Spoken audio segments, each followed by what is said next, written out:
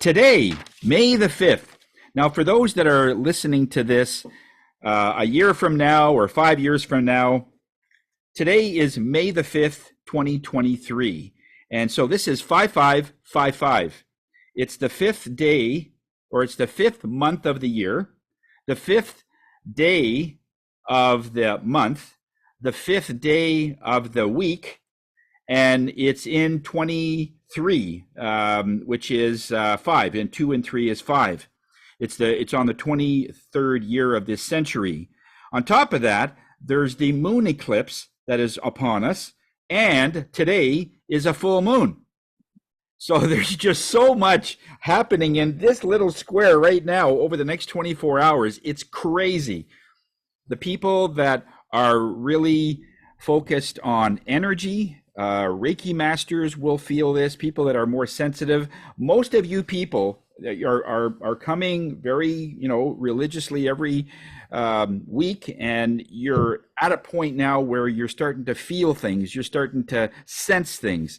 You'll start to feel what's happening today. So today is a great day just to check in with mindset, because everything happens from the mindset in terms of how that we finally decide to do something.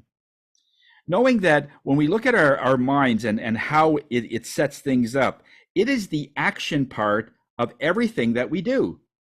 Yes, we do get intuition. There are so many things that are happening in the sense of mental, emotional, red flags are going up.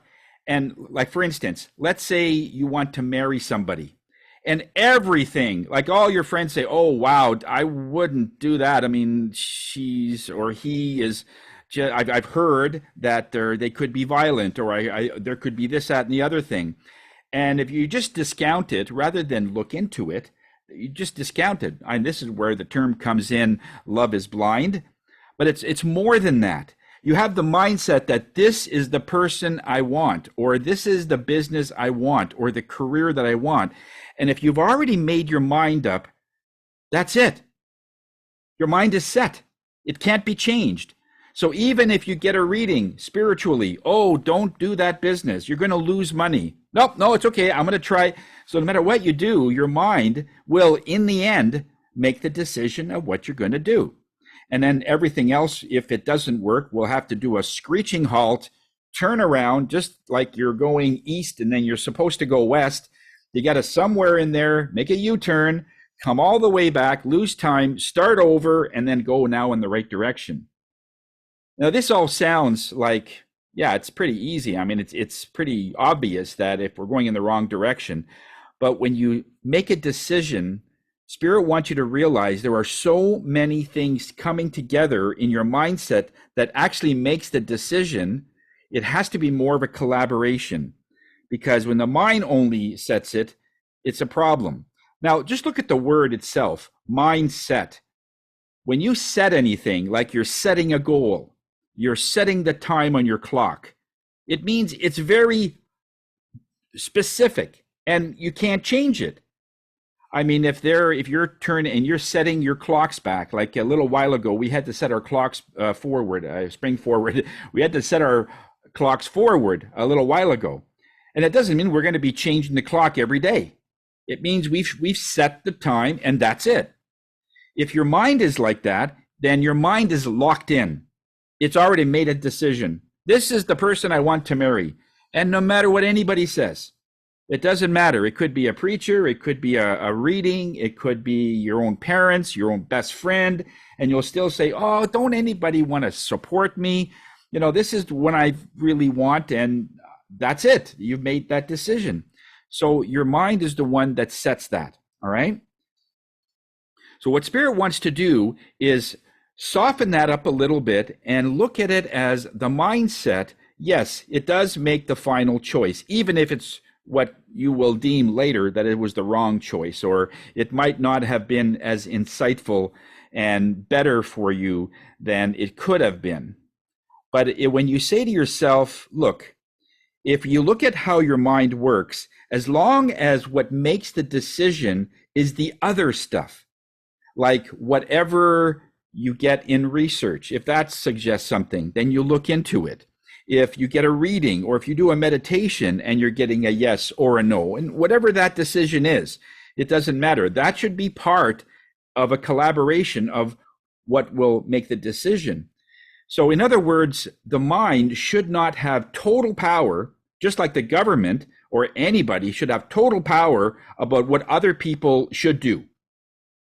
It should be a collaboration. For instance, if it is government, part of the government would be to say to the people, what do you want? Well, we want, and they give a list of things that would be nice.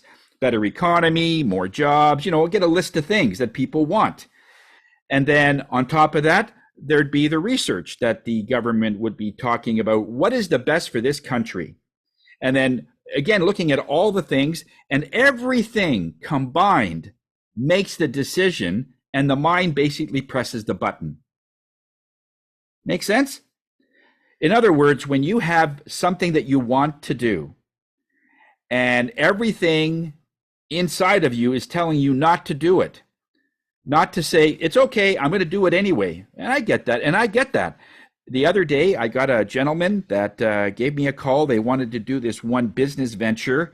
And right away, he was starting to explain what the business is all about. I was already getting a no. And I said, oh, yeah, sorry, buddy, I don't mean to interrupt, but if you're going to ask me to invest in this, the answer is no. Oh, but it's such a good opportunity. Well, I don't need to be convinced. I don't even know what the business is, but I'm really not seeing this as a fuzzy thing. And I'm not concerned about the company. The company may be doing well, but your question is, should I invest in this? And the answer is no. So the guy says, oh, okay. And a little while later, I said, well, I'll tell you what. You're doing this because you want more abundance in your home. Obviously, you want to make a few good investments and have some good returns so that you can provide for your family. Does that sound pretty much? He says, yeah, I've made some mistakes, and I want to sort of make up for it and sort of get ahead, and that's respected. So let me ask you this: let's say you got the $200,000 profit that you said you were going to get from this deal. What would you, forget the deal, what would you do with that money? I mean, you're obviously doing this for a reason. What would you do with it? And the first thing you said is, I would invest in this company. But Spirit just said not to.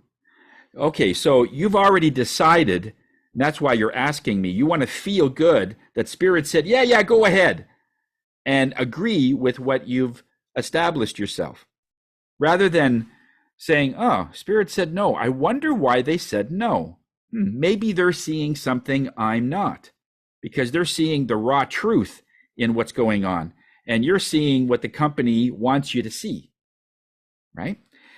So in your mindset, if you've already made your decision, it's absolutely impossible, Spirit says, to get away from it. About an hour ago, I got a message from a father, and he's out of the country, and his daughter is living in this city. And he had said, would you have a chance to speak with her? I says, I have. We've made 3 appointments, and she's a no-show on all of them. Says, is there anything you can do? I says, well, she's already made the decision, and the mindset is nothing will help me. There's not much that I could do. If someone is totally convinced that they can't be helped, then who am I to say otherwise? Because it's going to mostly have to come from them. As far as the mindset itself, you have to realize the final determination of where your mind is in this set point comes from thousands upon thousands of images and experiences that you all get together over the few years that makes that set point. For example, if you've done public speaking on a few occasions and it didn't go well, or if you've done businesses in some areas and let's say you lost money, or if you had a few relationships and it didn't work out, all these things add on to the, okay, I can't relate to people, I can't talk to people, I'm not good with numbers. And you do that over 20 years, that ends up being thousands upon little images that says to yourself, nope, I can't do this. You see? That's where that comes from. So people say, well, how come I can't do it? Well, it's not just that one thing you can't do it. because you're battling thousands of impressions over the years that makes it so I can't do this. And yet in 2 minutes, I can show the person that he can do it. And the moment I can show that the person can do it, he'll say, yeah, but I don't know if I can do it in front of people. I says, okay, what we just did broke down a lot of the blocks. And when you said, I don't think it'll help, you've just built those blocks up again. So you're the construction person. You're the ones making these walls. And we hear this a lot. But from an energy standpoint, your mind reacts to all the things that happens over the years that you're here. And emotion is more complicated than just what's on the surface. I'll give you an example. If somebody says to you, are you happy? And a wise person would say, yes, I am happy. Are you sad? And a wise person would say, yes, I am sad.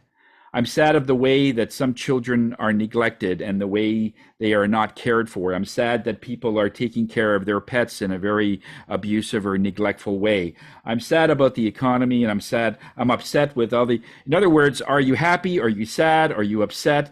And all of those are yes. Because the moment you have somebody in front of you that says, I'm happy no matter what. Well, are you sad? No, I'm always happy. You know that they're hiding something, because that's not even real. Because we as human beings are multi-layered. We can feel all of these emotions at the same time. We have that ability.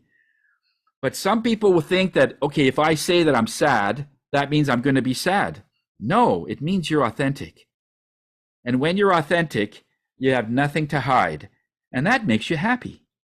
Do you see how it goes? But when you're covering things up, you're putting on two faces. And sometimes I see this in an energy where someone is saying something, and I'm actually seeing two faces. And in Japan, when they say two faces, it means you're showing one face to the public and one face to the mirror at home in your private bedroom. That's another face. And that concerns me, because what is that face? Sometimes I don't know what it is, but the fact that there's two is already a red flag.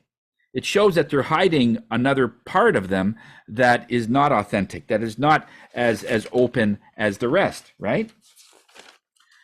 So when we talk about mindset, it is really about self-love, because when we look at what sets us up so that we want to accomplish something, it's usually because we want to enhance something. We want to improve something. And we are human beings that is subject to habit. I mean, just imagine if every time you get in your car, you have to be trained how to drive. It would take a long time. There would be no cars sold. People would just walk. It would just take too long. But we have the gift, and it is a gift, of habit. Then once it gets into your system, you don't even have to be there. You could be somewhere else and still drive safe, by the way, even though you might not remember the last 10 kilometers on the freeway. You're perfectly safe because your whole scanning is on the road. It's full, but you could be somewhere else. So habit is a very good part of it, in the sense that now your body and all those automated things we have drives the car, right? But it also drives other things as well. And sometimes things are good for you, like safety or anything that if you have a very high work ethic and you like to do good craftsmanship, then it's just, you can't do junky work. So you'll end up doing a good job just by habit, because that's the way it is. And even if the customer is happy, you'll go back and, no, there's still a spot on the wall. I'm gonna clear that up and fix it, because you have an internal standard that it has to satisfy. And that's habit. So those are good. But other things that are not so good is when you tell yourself something that you're really not, and you're saying it over and over again. Is like I'm not worthy, nobody loves me. Well, wait a second. What do you mean nobody loves you? There's nobody that loves you? I don't believe that. Even a person that's hateful, there's somebody that likes you, even though they might not be the greatest, but there's somebody that likes you or loves you. So when they say always or everybody, and mathematically that's just impossible. Anybody that knows anything about numbers and math, it's impossible to have everybody hating you. It doesn't happen. So self-love in the beginning, when we start looking at the mindset, we have to look from a perspective of self-love. Now, last week we talked about self-respect. And self-respect is the mirroring of what self-love is. If you respect yourself, you respect how you are conducting yourself, you respect other people, that's a form of love. When you're respecting yourself, you're not giving time to other people that are wasting it. You're not giving anybody anything more than what they're giving you. That's a level of self-respect. When someone treats you poorly, then you just sort of walk away. You don't have to take it because you respect yourself so much. You love yourself. So when the mindset needs to get changed, if you're always thinking one way, like I can't run a business, or there's always one thing that comes up that I always do so poorly, it's because you've said you do it poorly so often that now it's just so hard to deprogram that, and then we have to reprogram it with something else. Think about it like a computer. If you have to rejig the computer, you actually have to wipe everything off. We call it a reformatting, and put in another operating system, one that's positive, and boot it up. Well, it's a little bit like that for your mindset, because it locks in, right? Mindset, it's set. So to do that, we look in the beginning of what is that journey. Now, those of you that have been through this in the beginning, it's not that easy to find that self-love, because we're denying it all the time anyway, because we're associating hurt and love. They're almost the same thing. Every time I go out and extend myself or help somebody, or we get into a relationship and I love that person, and then they leave in the end after like a long time of abuse, every time I try to love, I get hurt. And after a while, the love and the hurt seems to mesh and blend a little bit. And we think that that's love. And in the beginning, it may be. So when we are reprogramming that, it's not that great. It's really, you're almost rejecting yourself all the time, because you have to, first of all, say, well, after this relationship, why did I wait so long to leave? Like, I was there for 4 years. I should have left after the 4th week, but I stayed hoping that things were going to get better, and they never did. So after a while, I just left. So then you have to look at the fact that if you waited so long, you had to go through all that loneliness and isolation, all the lost time, and only to set up other boundaries that you won't get hurt again. And if you've been here to some past classes, we look at, when you set boundaries, don't set boundaries that will eliminate everything. In other words, I'm never going to love again. That way I'll never get hurt. And there is some truth to that. But anything that you close off, you're closing off both. You're closing off the good stuff, and you're closing off potentially the things that could come in. Just before class, we were talking about protection and whether or not you might get spiritual attacks or demons and that kind of thing. That is a world. However, you don't have to live in that world. It is a choice. But that's not always given to you. Sometimes we never know we have that choice. In the end, after you go through all that process and realize, okay, I'm going to pick myself up and I'm going to find this self-appreciation in myself. When you do that, then joy will be synonymous with love. But we are seeing that when we are looking at love, it doesn't always mean you're going to get joy. Love, when you're looking for it, means it's synonymous with growth. And so if you're in a loving place, you will feel love. If you're in a very toxic place, it will be something else. Whatever it is, you can only guess what that would end up being. Okay? So that's the thing. So we have to tear down everything right down to the point, because the unloved part of you, the unloved self part of you builds up these walls, and they all eventually have to come down. I remember years ago when I ran my business, for several years, I was quite, I guess, angry at one point because of the circumstances, but things were the way they were. And I manifested through sheer will, through sheer anger and determination. And it was at a point where it was really growing, but then it got to a point where it didn't grow anymore. I couldn't get it any higher. And so when I connected to spirit at that time, basically all the things that I built based on anger had to come down. And so that was tough to see. All the things that I built all had to crumble, and we had to rebuild it with a new level of energy, a new level of consciousness in there for it to go even further. And it got so big that I eventually had to sell the company because it was growing so fast. And so that was the stage there. Here's a quote that I read the other day. I thought that was interesting. It says that this was from Charles Bukowski, and he says that when nobody wakes you up in the morning and nobody waits for you at night, and you can do anything you want, what do you call that? Some call it freedom. I am totally free. And others call it loneliness, right? And so it depends on what spectrum that you're on. If you can do anything you want, you can just go out, go cross-country skiing, or you can do anything. Would that not be freedom? But some people tie that in because they are always in the state of loneliness. If you're always feeling free, then doing anything you want would feel free. Okay? So look at the same level of instance for two different people could have two different definitions. Another quote that I saw that I thought was interesting, that everything hangs on one's thinking. This is from Seneca, is that everything hangs on one's person's thinking.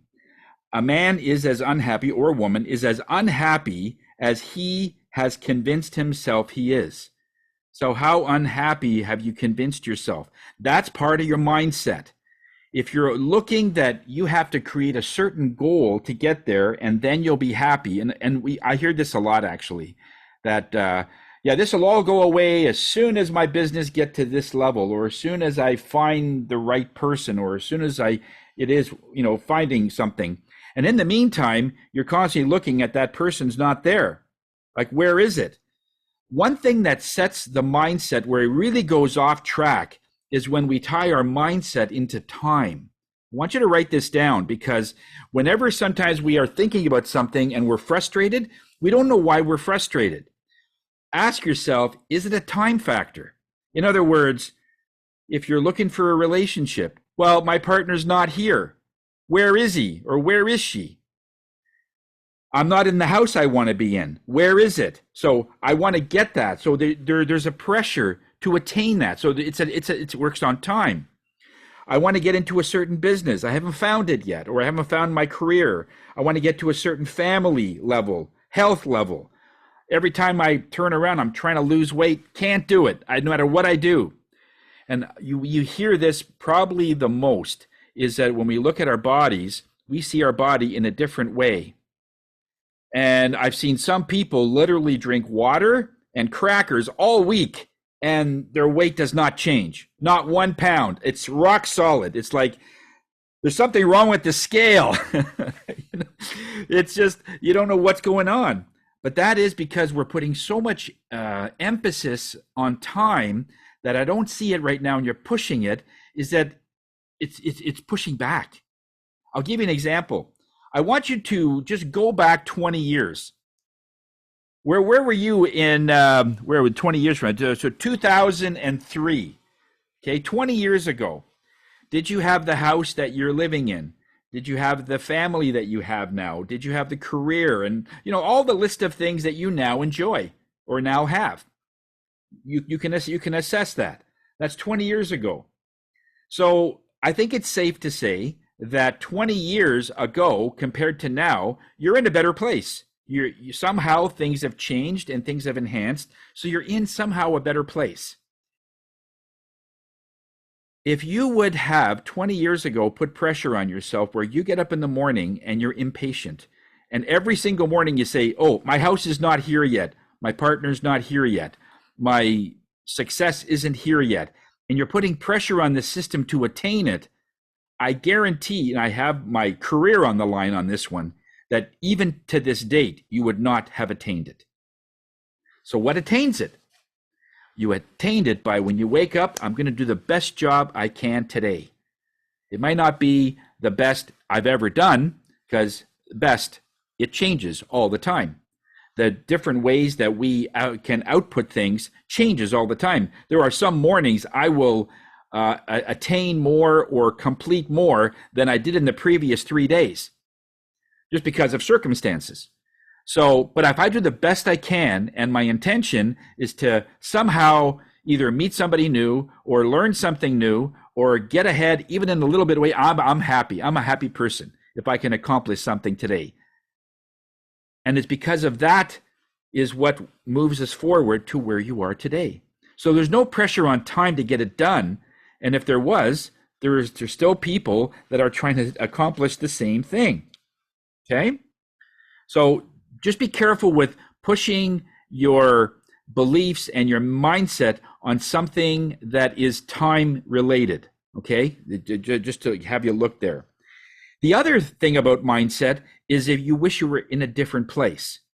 Like, when was the last time, and you might know somebody that this will fit, but you're at home relaxing and you feel guilty because you should be working, making money. But then when you're at the office, or you're downstairs if you have a home office, and you're working, oh, I should spend some more time with the kids. So whether you're working or whether you're playing, you wish you were in the opposite place. Does this relate to anybody? Okay.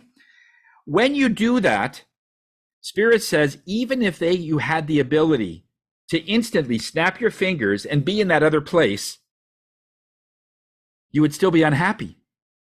Because being somewhere else isn't a place.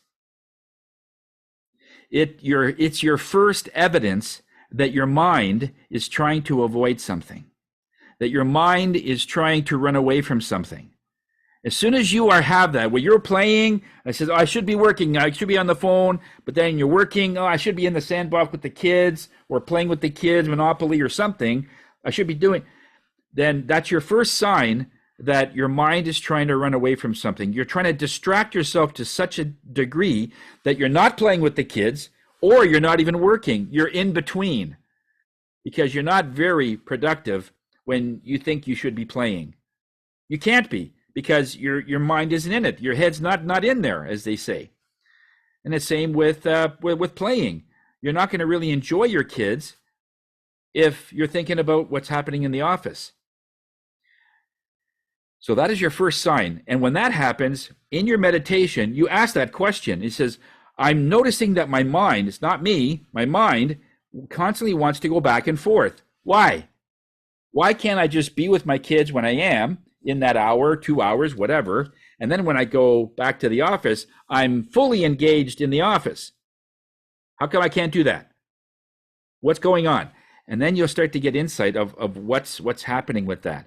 You have all the answers. The answers, and that's what happens when you come for a reading. If you're getting a reading done, that's what I'm doing, and that's what other mediums are doing, reading your energy. It's like you have a book, and the pages are facing out, and they're doing a reading. So they're reading your story. And so wouldn't it be nice to turn the book around and read it yourself? That's what I always say. Try and turn the book around. What is going on with my energy? Because that's what I'm asking. What's going on with her energy? And they're telling me. So it's coming from you, but I'm reading it. In time, we'll teach you how to do that. But in the beginning, just know that that's the process in which it's happening. All right? But even if you go, no matter where, there are some people that are world travelers. You know, they'll go to Italy, they'll go to South America, Africa, they'll go to Asia. They do scour the whole world looking for something.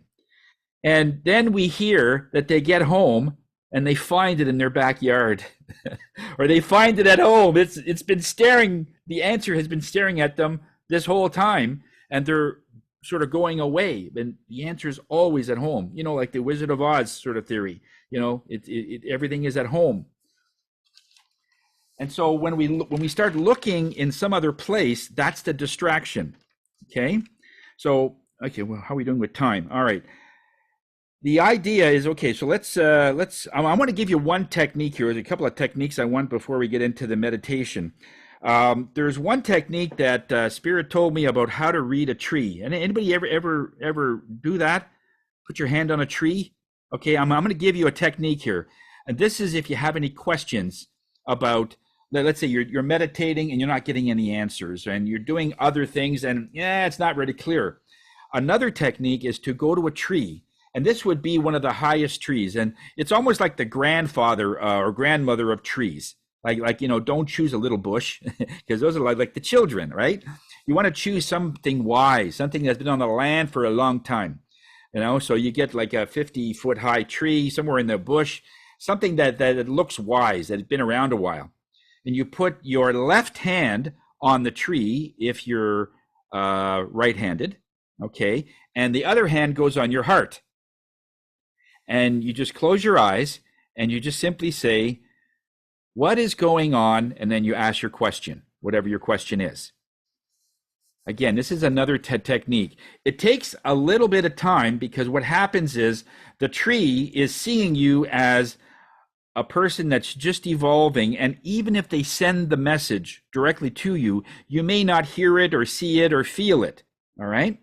So this may take a little bit of practice. So it's good to do a little walk through the nature first. Because if you leave the house, usually we're stressed. And that's why we leave the house, because we're stressed. And then so walk the nature trail.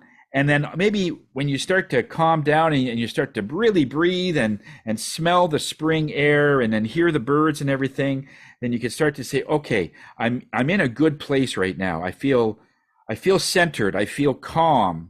Now I'm going to go to the tree. So just put your hand on the tree and the other hand on your heart, and you ask your question, and you just listen or sense what the answer will be. Sometimes if you are a tactile person, you won't really see much or hear much, but you'll feel something. You may feel temperature. You may feel that, just different sensations. If you're more visual, then you'll see pictures. If you're more auditory, then you'll actually hear. It's almost like, who was that? I think I heard a meow, or I think I heard something. And so whatever your gift is for receiving, that's what's going to come out first. Okay? So try that. Can you say the question again, Tony? The question? Oh, yeah, it's whatever question that you have. Like if you are saying, why is it that whenever I'm working, I want to go and play, and whenever I'm playing golf, I feel I should be working? Like that's only one question, but you may have other questions like, what should I do? Should I marry this person? Should I get into this job situation? The one that pays the more sure is good, but this other job is interesting, but it doesn't pay as much. Which one do you think? Should I? And it's whatever your question is. And this is what they're saying. When you're setting a mindset, don't be so set in your ways that you make a decision because you can. Because your mind can make any decision it wants, even the wrong ones. And if you're okay constantly starting over, that's fine. But after you get to a point where, can we just get this thing working and go in the right direction? Absolutely. But it's a collaboration. Okay? So it's the collaboration that makes the decision, and all the mind does is press the button. It doesn't make the decision. That makes sense? To an untrained eye, it looks like the mind has made the decision. But really, if somebody cares about you, like you care about you, and you really want what's best for you and your family, and it's not that you don't want to make a mistake, because I don't want to give you that impression, but it's more about, do you see that your energy wants the best for you? Yes. So what do? I'm I'm all yours. Tell me what direction I should go that's going to be for my highest good. And that's what's going to happen. Okay, so there's all right, we'll just we'll do the rest next week. There was a lot of material that Spirit had today. But one thing I wanted to touch on just before we get into the meditation was recently there was a project called the Blue Brain Project. It's out of Switzerland, and they've devised a special MRI. It's a special scanning device that apparently measures the level of dimension in your brain. And it's not a normal thing, because this thing took years and years to develop, because the brain is set not only in the physical way, but in it feels energetic dimensions that are already set up in your brain in the structure in which it's set up.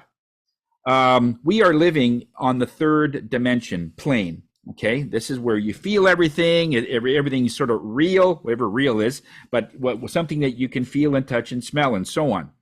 But there are fourth, fifth, and sixth dimension that are not connected to the physical realm. Okay, those of you that are studying dimensions.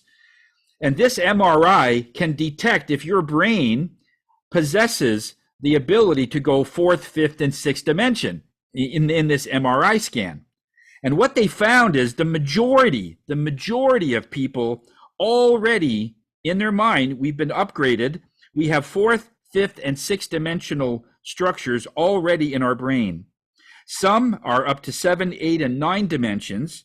And there was a select few, and I think these were Buddhist monks and others, that were 10 and 11. But all to say that there's already structures in your brain so that as soon as you're out of this third dimension and you want to go higher, it's ready for you.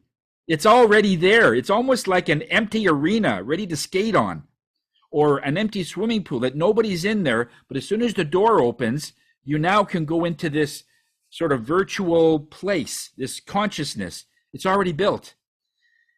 And most people, most of the population have 4, 5, and 6. That's amazing. 6 is almost connected to heaven, and the others are other realms, but that's connected to a much higher realm. But it's an empty building sort of thing. And so how do we get into these things? In this meditation, I've chosen a very, very good one in the sense that it's the sunlight meditation that we did. It's very soothing. And I want you to ask yourself, whatever dimension that I'm on right now, and it doesn't matter what trauma you've been through and whatever, because this will help you find the things that are going to be in the way. You ask yourself in this meditation, what dimension am I on right now that I can move to the next one? You don't need to know where you are. That's not important. Your question is, what do I need to do to get to this next step, this next dimension? So if you're in third, how do I get to fourth? If I'm in fourth, how do I get to fifth? That sort of thing. All right. Now, here's one correction that Spirit did right off the bat. When I asked the question, what do I need to do? They said, no, it's not what you need to do. It's what do I need to be to get to the next dimension? And so that's a big one. Those of you that understand, what you are being, what do you need to be to get to this next dimension? And then we'll see what comes from this. The first time that I've done this myself, I didn't have time to do it because I just got it downloaded this morning, but they gave me a hint. All right. And the hint is, the key is you're going to be doing something bold and radical, whatever that means to you. Whatever bold and radical means, that opens this door. Just like if a car falls on somebody and you go over and pick it up, adrenaline comes in because the wanting to save somebody is so strong that this energy just opens up, and you open the door based on radical stuff that's happening around you. So it's going to be much the same. So whatever that means to you, let's see where this goes, okay? I'm sort of curious myself. Let's see how we can up and enhance your position right now. Okay, I want you to get comfortable. Okay, take a nice deep breath in. We're going to be breathing in. Today's color, of course, is yellow.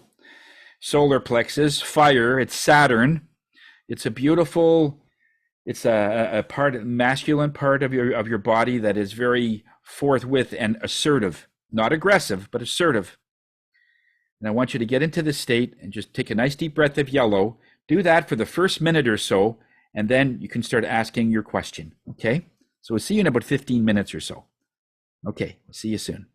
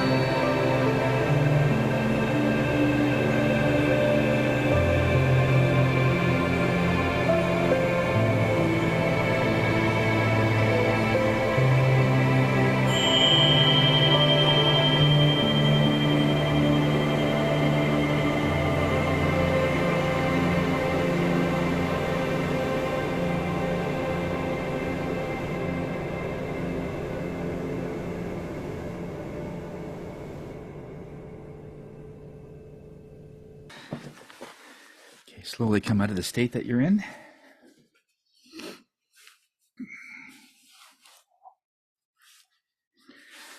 Try and remember what you saw, what you felt, what came to you. Some of you I see are outside. If you feel anything different, outside you'll usually feel your throbbing or vibration on your feet or your hands. Okay.